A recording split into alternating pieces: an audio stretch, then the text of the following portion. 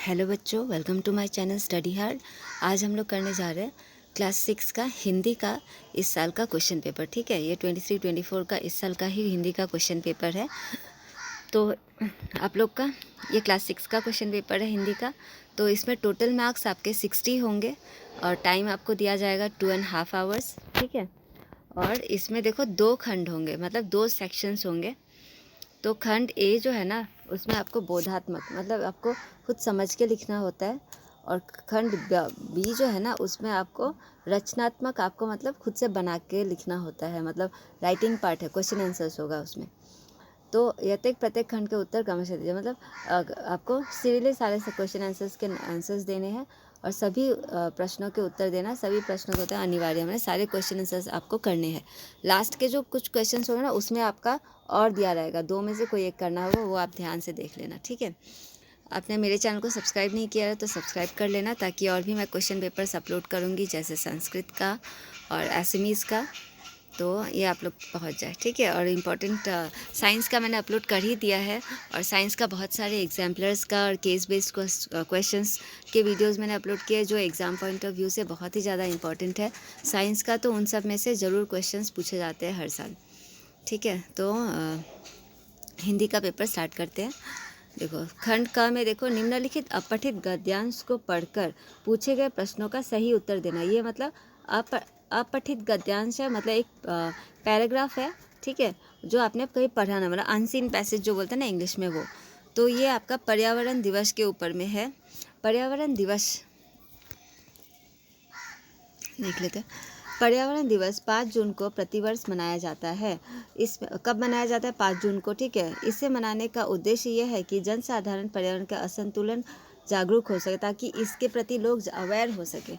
ठीक है, और 1972 में स्टॉकहोम में मानव पर्यावरण सम्मेलन में हर वर्ष जून में विश्व पर्यावरण दिवस मनाने का निर्णय 1972 में स्टॉकहोम नाम का एक जगह था, वहाँ पे ये सबसे पहले मनाने का मतलब तय किया गया था, दिवस मनाने का निर्णय लिया गया था। पर्यावरण से तात्पर्य हमारे पास पड़ोस से। पर्यावरण का मतलब क्या होता है? हमारे आस पड़ोस, जिसका सीधा प्रभाव हमारे भौतिक एवं आध्यात्मिक विकास पर पड़ता है। ये हमारे भौतिक भौतिक क्या होता है? मटेरियल, और आध्यात्मिक होते हैं स्पिरिचुअल। इन पर्यावरण का जो मतलब पर्यावरण का जो इन्फ्लुएंस होता है ना, वो हमारे मटेरियल और स्पिरिचुअल दोनों में हमारे इफेक्ट करते हैं। ठीक है, प्रोग्रेस पे इफेक्ट करते हैं। पृथ्वी, जल, वायु और आकाश तथा इसमें रहने वाले थलचर, जलचर, नभचर। पृथ्वी, जल, वायु और आकाश में जितने भी रहने वाले है ना, लैंड पे रहने वाले, फिर पानी में रहने वाले, ये सारे चीज़, वनस्पति, मानव, सभी पर्यावरण, ये सारे इंसान है ना, जितने जानवर है, जितने पेड़ पौधे हैं, वनस्पति का मतलब होता है पेड़ पौधा, ये सारे पर्यावरण। पर्यावरण का इंग्लिश वर्ड होता है एनवायरनमेंट। ये सारे एनवायरनमेंट के अंग है, एक हिस्सा है। ठीक है, तो इसके ऊपर क्या क्वेश्चंस दिए गए देखते हैं। पहला क्वेश्चन देखो, 5 जून को सारे संसार में क्या मनाया जाता है? ठीक है, 5 जून को सारे संसार में क्या मनाया जाता है? पर्यावरण दिवस मनाया जाता है। ठीक है, हर वर्ष जून में विश्व पर्यावरण दिवस मनाने का निर्णय किस वर्ष लिया गया था? तो 1972 में लिया गया था। ये पैराग्राफ में दिया हुआ था। पर्यावरण से क्या तात्पर्य है? पर्यावरण हमारे पास पड़ोस, मतलब आस पड़ोस। ठीक है, नेक्स्ट क्वेश्चन, पर्यावरण का सीधा प्रभाव हमारे जीवन के किस विकास पर पड़ता है? अभी जस्ट पढ़ा था हमने भौतिक और आध्यात्मिक। ठीक है, भौतिक और आध्यात्मिक होगा। नेक्स्ट, ये भी आपका पहले वाला जो था, अभी जो क्वेश्चन नंबर 1 हमने पढ़ा, वो अपठित मतलब ये था, गद्यांश था, मतलब एक पैराग्राफ था, प्रोस था।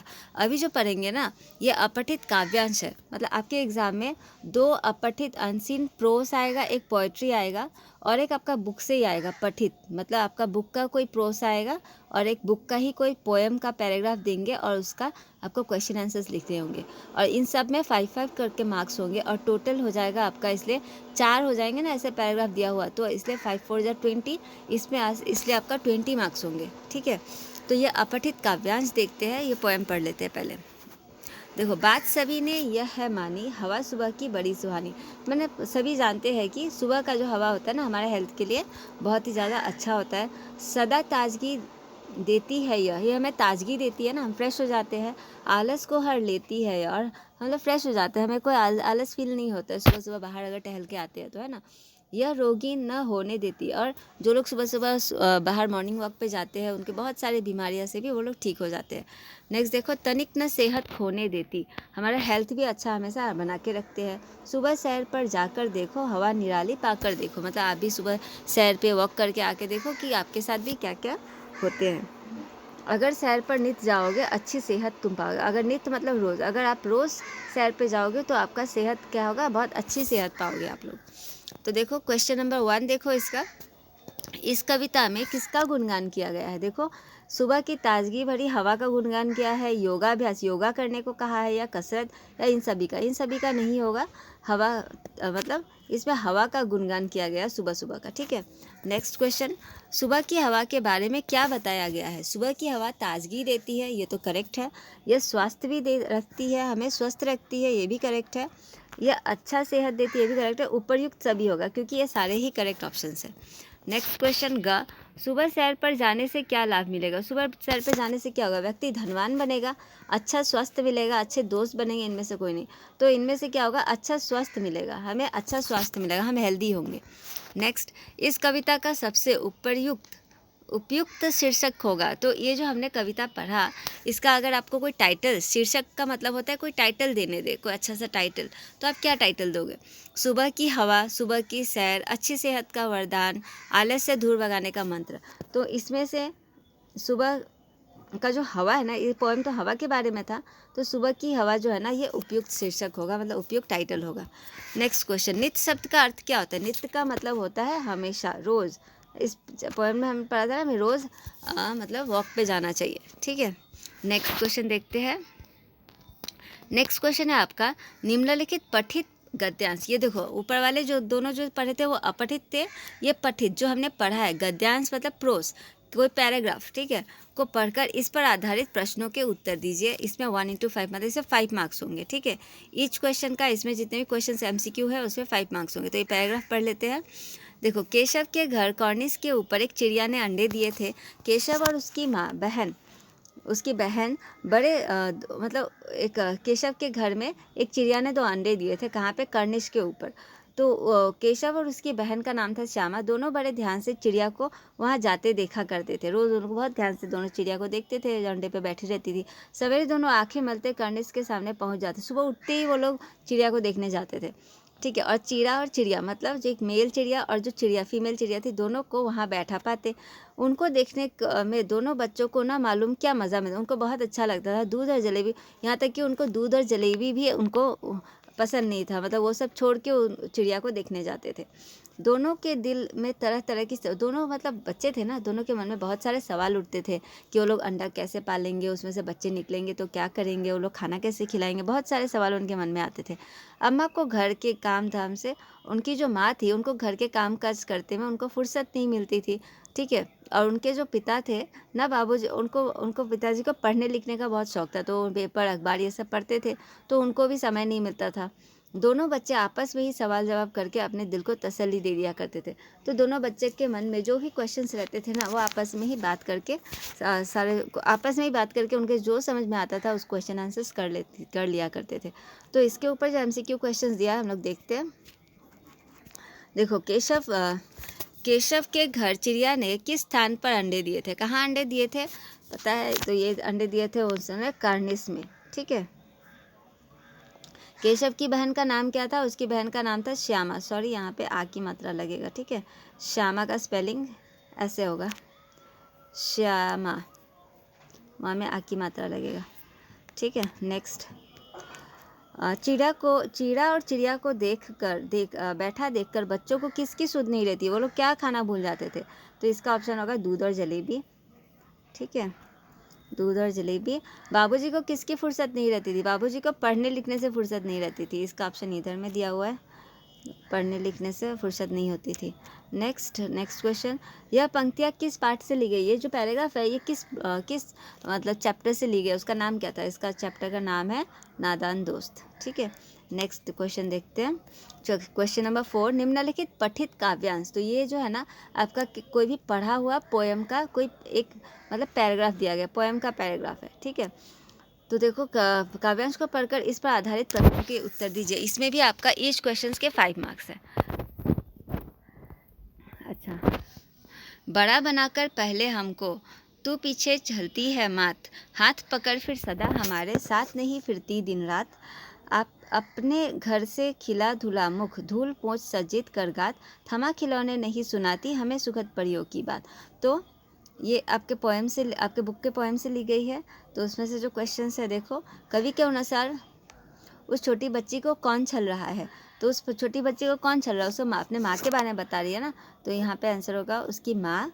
नेक्स्ट क्वेश्चन, गात शब्द का अर्थ क्या होता है? गात पोंछ कर बोला ना, हाथ मम्मी हाथ पैर पोंछ के, तो गात पोंछ कर बताता ना, तो गात का मतलब होता है शरीर। ठीक है, नेक्स्ट क्वेश्चन, बच्ची किसकी कहानियाँ सुनने को बोल रहे, बच्ची को किसकी कहानियाँ सुनने में अच्छा लगता है उसको, तो वो परियों की कहानियाँ सुनने में उसे अच्छी लगती है। फिर नेक्स्ट क्वेश्चन, कवि के अनुसार बड़ा कौन बनाता है? कवि के अनुसार इस पोएम का जो कवि है सुभद्रा कुमारी चौहान, उनके अनुसार बड़ा कौन बनाता है? बड़ा इसमें माँ। नेक्स्ट, कर शब्द का अर्थ क्या है? पैर, मुख, हाथ, सिर। कर शब्द का होता है, कर का मतलब होता है हाथ। ठीक है, नेक्स्ट क्वेश्चन, तो आप लोगों से मुझे और एक इम्पॉर्टेंट बात करना था कि आप लोग क्लास 6 के हो ना, तो जितने भी मैं क्लास 7 का न्यू सेशन मतलब ऑनलाइन क्लासेस स्टार्ट करने वाली हूँ। अगर आप लोग इंटरेस्टेड हो, ऑनलाइन ट्यूशन्स मतलब, अगर आप लोग इंटरेस्टेड हो तो मैं कमेंट बॉक्स में मेरा फ़ोन नंबर मैं शेयर कर दूँगी, और आप लोग उस पर मतलब अपने मम्मी पापा से बात करके आप उस पर कॉन्टेक्ट कर सकते हो ट्यूशन्स के लिए। क्लास 7 का मैं न्यूली स्टार्ट करूँगी, उसमें ऑल सब्जेक्ट्स करेंगे हम लोग। ठीक है, सारे सब्जेक्ट्स जितने भी है आपके, सिवाय जैसे कि संस्कृत और ये छोड़ के, संस्कृत नहीं रहेगा। और अब रीजनल सब्जेक्ट्स होते हैं ना, जैसे कि यहाँ का एसएमएस तो मैं करा लूँगी, जैसे कि तेलुगु हो गया, ये सब जो रीजनल होता है वो मैं नहीं कराऊँगी। बाकी मैं ज़्यादा सीबीएसई के जितने नॉर्मल सब्जेक्ट्स होते हैं, इंग्लिश, मैथ, सोशल साइंस, है ना, और हिंदी, ये सारे मैं कराऊँगी। और वीक में 5 डेज़ रहेंगे क्लासेस। और फिर ठीक है, आप लोग अपने मम्मी से बात कर लेना, और मैं फ़ोन नंबर इसमें शेयर कर दूँगी। तो फिर मेरे चैनल को सब्सक्राइब कर लेना, ताकि ऐसे भी इम्पॉर्टेंट क्वेश्चन पेपर्स और जो सॉल्यूशंस मैं अपलोड करूँ आप लोग तक मिलते रहे। नेक्स्ट क्वेश्चन स्टार्ट करते हैं। क्वेश्चन नंबर 5, निम्नलिखित प्रश्नों में से किन्हीं 6 प्रश्नों के उत्तर दीजिए। इनमें से किन्हीं 6 प्रश्नों के उत्तर देना है। देखो यही पैटर्न के क्वेश्चन आएंगे। देखो 7 क्वेश्चंस दिए जाएंगे, उनमें से आपको 6 करना है, और 2 मार्क्स के है, तो इसका मतलब आपको ज़्यादा नहीं लिखना है। 2 मार्क्स के आंसर के लिए ज़्यादा से ज़्यादा कितना लिखना है? 3 से 4 लाइन लिखने से हो गया आंसर। ठीक है, उतना ज़्यादा लिखने का ज़रूरत नहीं है। और किसी में ज़्यादा लिखना पड़ जाता है तो उसमें लिखना ही पड़ेगा, क्वेश्चन में जो पूछा गया वो बताने के लिए। मगर 2 मार्क्स के लिए आपको बस 3 से 4 लाइन लिखने से हो जाएगा। तो पहला क्वेश्चन देखते हैं। झांसी की रानी कविता की दूसरी पंक्ति में भारत को बूढ़ा कहकर और उसमें नई जवानी आने की बात कहकर सुभद्रा कुमारी चौहान क्या बताना चाहती है? तो इसमें जितने क्वेश्चंस है ना, तो यहाँ पे तो मैं लिख के नहीं बता सकती इतना सारा, तो इसमें मैंने PDF अटैच कर दिया, यहाँ से पढ़ लेते हैं। यहाँ से सारा क्वेश्चंस आंसर्स मैंने एक साथ दे दिया है। देखो, कवित्री जो है सुभद्रा कुमारी चौहान ने भारत को बूढ़ा इसलिए कहा क्योंकि तब भारत की दशा बहुत शिथिल और जर्जर हो चुकी थी। मतलब उस समय भारत मतलब पराधीन था, ब्रिटिश रूल कर रहे थे ना, तो ब्रिटिश रूल करने के कारण भारत का मतलब हालत बहुत ख़राब हो गया था, यहाँ के लोगों की हालत बहुत ख़राब हो चुकी थी, है ना। तो इसलिए भारत को बोला कि भारत उस समय बूढ़ा था। उसके बाद जब लोगों ने यहाँ पे आंदोलन किया, फिर धीरे धीरे हमारा देश हमारे देश को फ्रीडम मिला ब्रिटिशर्स से, है ना, तो उसमें मतलब नई जवानी आ गई। इसलिए सुभद्रा कुमारी चौहान ने इस बारे में इस तरह से कहा है। तो किस तरह से लिखेंगे देखो, भारत लंबे समय से अंग्रेजों की गुलामी से हर तरह से कमज़ोर हो रहा था। ठीक है, नई जवानी आने की बात कहकर कविता यह बताना चाहती है कि अपनी खोई हुई आज़ादी को हासिल करने के लिए देश में नया जोश उत्पन्न हो गया था। ठीक है, मतलब अपनी खोई हुई आज़ादी को पाने के लिए देश के लोगों में नई जवानी आ गई थी। ठीक है, उसे पाने के लिए। नेक्स्ट क्वेश्चन देखते हैं। प्रकृति का जादू किसे कहा गया है? प्रकृति का जादू वह है जो प्रकृति के रूप में नित्य कुछ न कुछ परिवर्तन करता है। प्रकृति का जादू क्या होता है? प्रकृति का जादू ये है, प्रकृति जो है ना वो अपने आप को हमेशा, प्रकृति में कुछ ना कुछ परिवर्तन होते रहता है, सीजन्स चेंज होते रहते हैं, है ना। बारिश आता है, फिर गर्मी का मौसम आता है, फिर ठंड का मौसम आता है, इस तरह से सीजनल चेंज होते रहते हैं।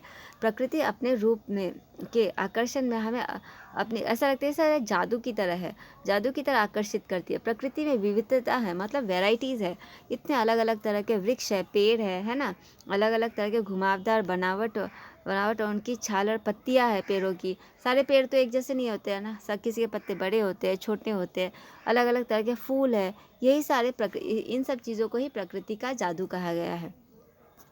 नेक्स्ट क्वेश्चन, लाखों करोड़ों वर्ष पहले हमारी धरती कैसी थी?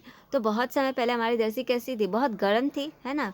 लाखों करोड़ वर्ष पहले हमारी धरती बहुत गर्म थी और उस पर कोई जानदार चीज़ नहीं रह सकती थी। इसी कारण उस समय धरती पर मनुष्यों का अस्तित्व नहीं था, क्योंकि इतना गर्मी होने के कारण यहाँ पृथ्वी पे कोई इंसान नहीं था, कोई लिविंग बीइंग नहीं रह सकता था। धीरे धीरे उसमें परिवर्तन होते गए और धरती, जानवर और पौधों का जन्म हो गया। ठीक है, धरती में जानवर और पौधे का जन्म हो गया, धीरे धीरे रहने लगे। मैं सबसे छोटी हूँ कविता में सबसे छोटे होने की कल्पना क्यों गई? ये जो पोएम है इसमें जो बच्ची रहती है वो क्यों ऐसे कल्पना करती है कि काश मैं हमेशा सबसे छोटी रहती। ठीक है, घर के सबसे छोटे सदस्य को घर के सभी लोगों का प्यार और दुलार सबसे अधिक, ज़्यादातर देखा जाता है जो घर में सबसे छोटे बच्चे होते हैं ना उनको लोग ज़्यादा प्यार करते हैं, है ना। फिर और खासकर माँ के साथ उसका जुड़ाव कुछ ज़्यादा ही होता है। छोटे जो घर का सबसे छोटा होता है ना उसके साथ माँ का दुलार, मतलब जुड़ाव जो होता है ज़्यादा होता है, इसलिए कविता में सबसे छोटे होने की कल्पना की गई है। ठीक है, नेक्स्ट क्वेश्चन, हमारे यहाँ स्त्रियों के खास गीत कौन कौन से? ये लोकगीत चैप्टर से आपका क्वेश्चन। हमारे यहाँ स्त्रियों के खास गीत क्या है? सावन में गाए जाने वाले कजरी गीत, सावन का महीना आता है ना तो औरतें मिलकर कजरी गीत गाती है, गीत होता है जिसका नाम कजरी होता है, वो गाती है। त्योहार पे, फेस्टिवल्स पे गाए जाने वाले गीत, विवाह में, जिसका शादी में गाए जाने वाले गीत, जन्मोत्सव, किसी के यहाँ किसी का जन्म होता है ना बच्चे का तो भी गाए जाने वाले गीत होते हैं। प्रेमी प्रेमिका के गीत होते हैं, कुछ छेड़ने वाले, हाँ छेड़छाड़ भरे गीत, पनघट व नदियों के किनारे, खेतों में गाए जाने वाले गीत, ये सारे कुछ गीत हैं जो स्त्रियों के गाए जाने वाले गीत होते हैं। फिर देखो, आश्रम में कॉलेज के छात्रों से गांधी जी ने कौन सा काम करवाया? गांधी जी ने आश्रम में कॉलेज के छात्रों को कौन सा काम करने दिया था और क्यों दिया था उनको? गांधी जी ने कॉलेज के छात्रों को गेहूं बीनने का काम करवाया था। ठीक है, पहला आंसर तो हो गया, कौन सा काम दिया था? उनको गेहूं बीनने दिया था, मतलब राइस चुनते हैं ना, राइस में से गेहूँ कोई मिक्स होता है उसको चुनने दिया था।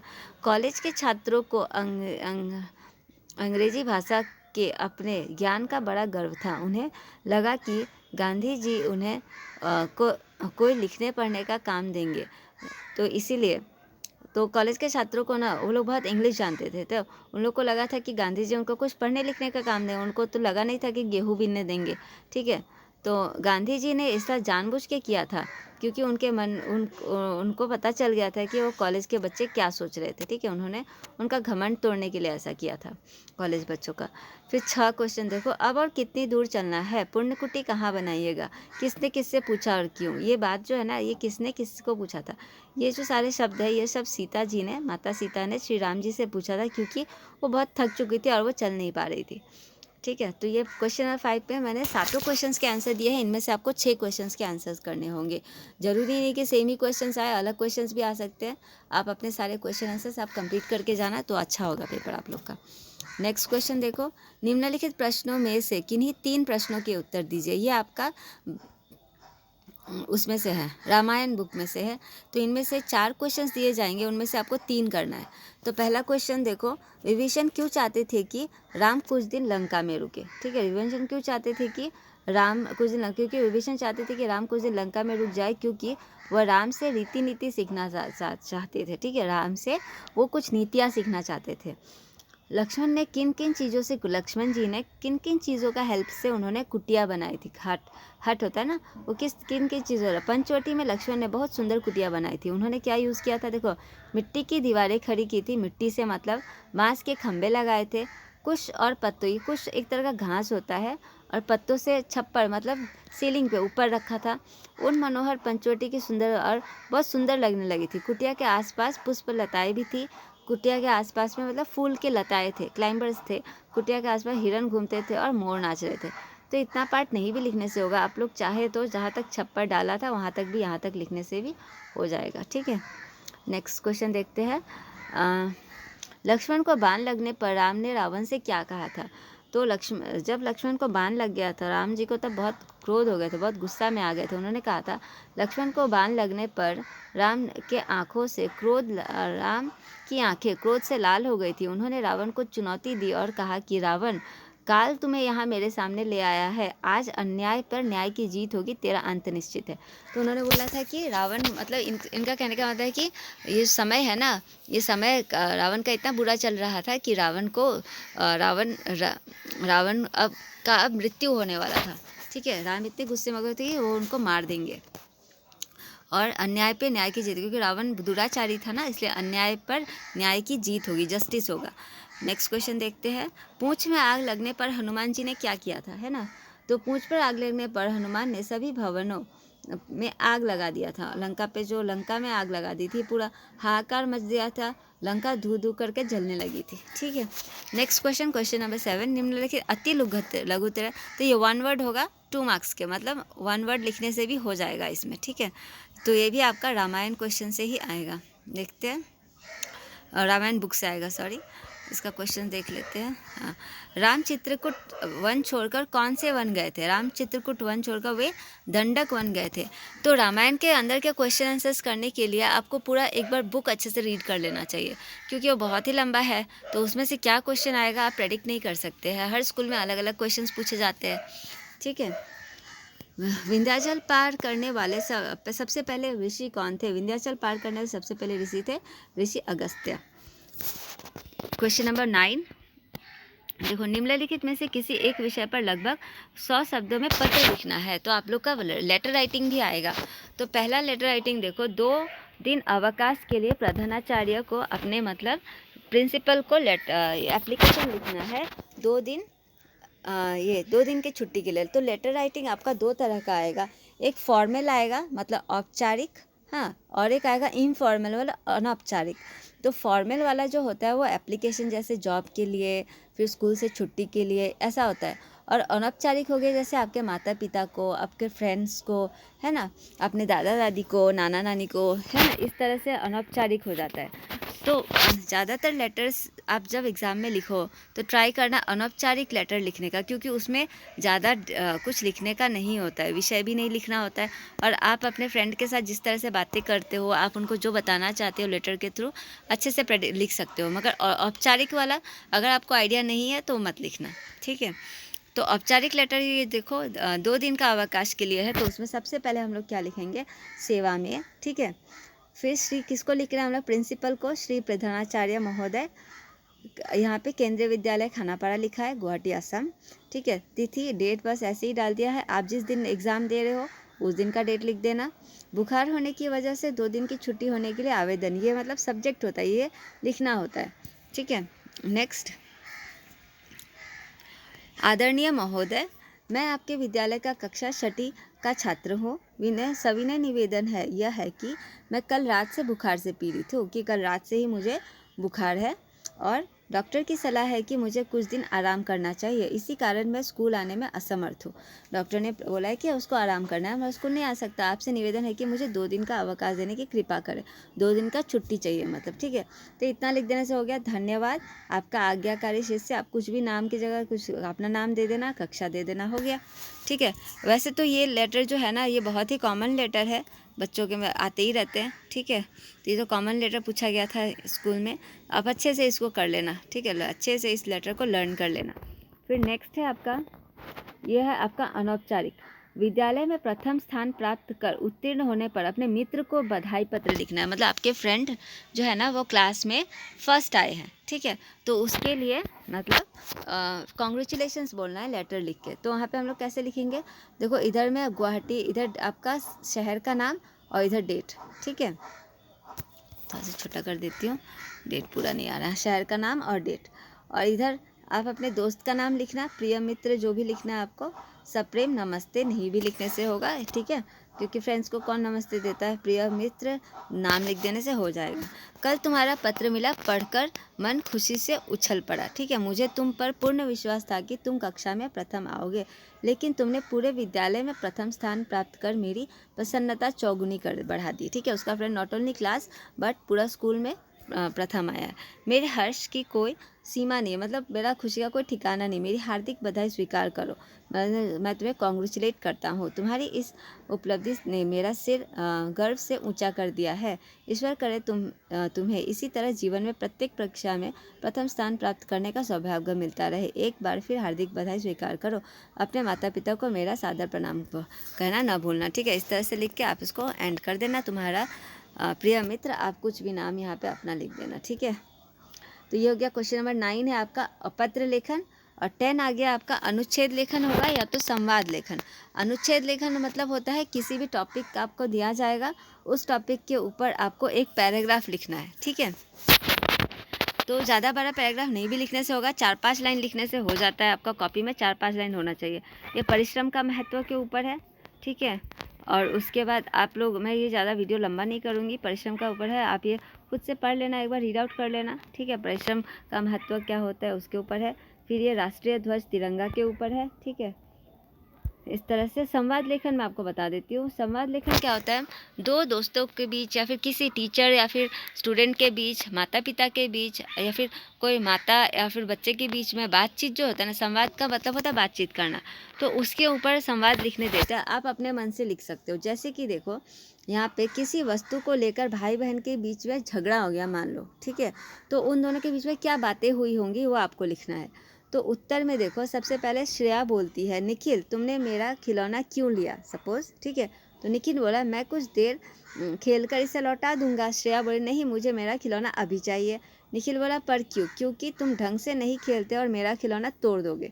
निखिल बोला नहीं दीदी मैं ढंग से खेलूंगा। श्रेया नहीं, तुम हर बार ऐसा ही कहते हो। निखिल बोला मैं सच कह रहा हूँ दीदी, इस बार खिलौना नहीं तोड़ूंगा। फिर श्रेया बोलते अच्छा ठीक है लेकिन ध्यान से खेलना। निखिल बोलता है ठीक है दीदी। तो इसमें आपको बेसिकली किस चीज़ का ध्यान देना है, जहाँ पे क्वेश्चन आएगा, कहाँ पे आप कॉमा दोगे, है ना। इस तरह से आपको एंडिंग करना है। और देखो कितने लाइन से, इतने लाइन्स पे लगभग आपको फिनिश कर देना है। 1 2 3 4 5 6 7 8 9 10 लाइन्स पे जब सपोज आपका मतलब वो संवाद अच्छे से फिनिश हो जाना चाहिए। फिर नेक्स्ट देखो, नेक्स्ट संवाद था आपका पुस्तक मांगने को लेकर एक छात्र और छात्रा के बीच हुई संवाद को लिखिए, ठीक है। पुस्तक, बुक मांग रहा है, मतलब एक दो स्टूडेंट्स है, वो दोनों आपस में किसी का बुक लेके गया होगा, उसको बुक मांग रहा है। देखो धीरज बोला रुचि मुझे अपनी पुस्तक दे दो। अच्छा, धीरज रुचि से मतलब उसका पुस्तक मांग, रुचि बोला क्या तुम्हारे पास पुस्तक नहीं है। तो धीरज बोला नहीं मेरे पास यह पुस्तक नहीं है। रुचि बोला पर तुम्हारी पुस्तक कहाँ गई।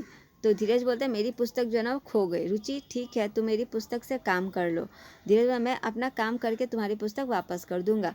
रुचि जब भी तुम्हें आवश्यकता पड़े मेरी पुस्तक ले लेना, ठीक है। तो इस तरह से तो आप संवाद बना के लिख सकते हो, चाहे किसी के भी बीच में हो, ठीक है। इस तरह से इसी तरह का पेपर आपका आएगा। लास्ट में आपका और दिया रहेगा, या तो आप अनुच्छेद लेखन लिखो या तो आप संवाद लिखो, ठीक है। अच्छे से ध्यान से देख लेना। और पत्र आएगा, ठीक है। ग्रामर पोर्शन में क्वेश्चन आंसर्स रहेंगे, कुछ MCQ टाइप्स रहेंगे और कुछ 2 मार्क्स के क्वेश्चन आंसर्स रहेंगे। बस इतना ही है। हाँ, ग्रामर पोर्शन हम लोगों ने डिस्कस नहीं किया। ग्रामर पोर्शन था क्वेश्चन नंबर 8 में, वो डिस्कस कर लेते हैं। व्याकरण पर आधारित निम्नलिखित प्रश्नों के उत्तर दीजिए। गुरु शब्द का सही विलोम शब्द क्या होगा। गुरु का विलोम शब्द क्या होगा, शिष्य। गुरु का विलोम शब्द गुरु का होगा शिष्य। शुद्ध वर्तनी वाले शब्द को चुनिए। ये सारे देखो, ऋतु, ऋतु का मतलब क्या होता है, सीजन, मगर इसमें सभी सारे ही ऋतु है, मगर सही जो स्पेलिंग है ना ये वाला है, री तो में छोटी ऊ की मात्रा, ऋतु। नेक्स्ट क्वेश्चन देखो, आकाश शब्द का सही पर्यायवाची शब्द क्या होगा। आकाश का मतलब क्या होता है, आसमान। तो यहाँ पे आसमान तो नहीं दिया है, मगर यहाँ पे आपका अंबर दिया हुआ है, तो अंबर सही आंसर होगा। मेघ का मतलब क्लाउड्स हो जाता है। नर का मतलब तो इंसान होता है। वर्षा तो पता ही है आपको, बारिश। नेक्स्ट क्वेश्चन देखते हैं। 100 वर्षों की अवधि मतलब जो 100 ईयर्स का पीरियड को 1 वर्ड में क्या कहेंगे, उसको शताब्दी कहते हैं, ठीक है। जो हर 10 साल के पीरियड को दशक कहेंगे, और जो एक साल में होता है उसको वार्षिक कहते हैं, जो रोज़ होता है उसको दैनिक कहते हैं। मगर इसका आंसर जो सही आंसर है इसमें क्या होगा, 100 वर्षों की अवधि को क्या कहते हैं, शताब्दी कहते हैं। जो संभव ना हो, जो काम संभव नहीं हो, तो उसके लिए हम लोग क्या वर्ड यूज़ करेंगे, उसके लिए हम लोग यूज़ करेंगे असंभव। नेक्स्ट क्वेश्चन देखो, कुछ बच्चे आ रहे हैं, रेखांकित शब्द का विशेषण भेद चुनिए। तो यहाँ पे ना कुछ बच्चे आ रहे हैं, तो कुछ जो है ना वो श्योर नहीं बता रहे ना कि कितने बच्चे आ रहे हैं, अनिश्चित है ना। विशेषण चुनना है तो ऑब्वियसली जिसमें अनिश्चित विशेषण हो, मगर अनिश्चित विशेषण किस में है आप देख लो, ऑप्शन नंबर 4। और संख्या बता रहे ना, यहाँ पे वापस संख्या बताया नहीं है कितना, अनिश्चित संख्या मतलब कितने भी हो सकते, 2 हो सकते, 4 हो सकते, 5 हो सकते हैं। तो कुछ बच्चे आ रहे हैं, तो अनिश्चित संख्यावाचक विशेषण। नेक्स्ट क्वेश्चन देखो, मैंने आपकी बातचीत सुन ली है, वाक्यांश में सर्वनाम चुनना है। तो मैं यहाँ पे सर्वनाम कौन सा है, यहाँ पे मैंने। सर्वनाम क्या होते हैं, सर्वनाम को इंग्लिश में प्रोनाउन कहते हैं, ऐसे वर्ड जो कि नाउन की जगह पे यूज़ किया जाता है। तो इसलिए इस सेंटेंस में मैंने हो गया आपका सर्वनाम। चांदनी शब्द में कौन सा प्रत्यय लगा है, तो प्रत्यय होता है किसी भी वर्ड के अंत में लगने वाले शब्द। तो इसमें ना नी जो है ना ये प्रत्यय लगा है। पुलिस को देखते ही चोर के डैश गए, इस वाक्य में तो हाथ साफ करना, हाथ पैर फूलना, तो चोर के हाथ पैर फूल गए, ये वाला होगा ऑप्शन नंबर 2 जो है ना वो करेक्ट आंसर होगा। फिर नियम में देखो, हिमालय पर चढ़ना है, पर चढ़ना डैश है, इस वाक्य में उचित मुहावरा चुनिए। तो इसमें आपको उचित मुहावरा देखो, हिमालय पर चढ़ना टेढ़ी खीर है होगा, मतलब बहुत कठिन है। एकमात्र सहारा तो होगा नहीं, है ना, बहुत रोना नहीं होगा, बहुत हंसना भी नहीं होगा। टेढ़ी खीर है मतलब बहुत कठिन है। तो ये ग्रामर पोर्शन भी हम लोगों ने कंप्लीट कर लिया। तो यही था आपका क्वेश्चन पेपर पूरा। ये 2023-24 का ही पेपर है, एनुअल एग्ज़ाम का पेपर है, ठीक है। ये जब आप कर लोगे आपको एक आइडिया मिल जाएगा आपका एग्ज़ाम में किस तरह के क्वेश्चंस आएंगे। ज़रूरी नहीं है कि सेम क्वेश्चंस आए, आप अपने जो मेन बुक है आपका वसंत बुक और रामायण के अच्छे से क्वेश्चन आंसर्स करना। फिर अपठित गद्यांश तो वो तो आपको ये कॉमन कभी नहीं पड़ता है, वो अलग ही रहेगा शायद। तो वो आप अपठित गद्यांश को अच्छे से पैराग्राफ पढ़ के उनमें से क्वेश्चंस आपको ढूंढ के लिखना है, ठीक है। तो ये यहाँ पे ख़त्म होता है वीडियो। आशा करते हो आप लोग का वीडियो अच्छा लगा होगा, समझ में आया होगा। अगर आपने चैनल को सब्सक्राइब नहीं किया है तो सब्सक्राइब कर लेना, ताकि इसी तरह के और भी जितने मैं वीडियोस अपलोड करते रहो, क्लास 6 रिलेटेड, 7 रिलेटेड और सैम्पल पेपर्स, हाँ, क्वेश्चन के एनुअल एग्ज़ाम्स के क्वेश्चन पेपर्स आप लोग तक पहुँचते रहे और आप लोग इससे बेनिफिट पा सको, ठीक है। Thank you for watching.